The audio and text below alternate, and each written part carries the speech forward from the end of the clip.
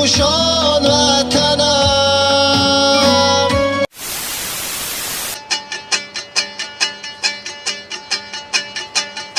هجان در بدنم چو برگی بد میلر زده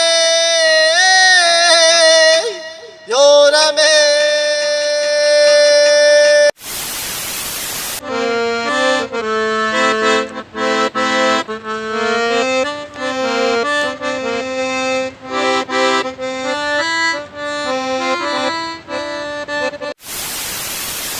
من و تو و پیش تو کنم راه بتیشم بی وحدتی دختر نمیدونی وفا رو کشته مرا سوخته تو مرا.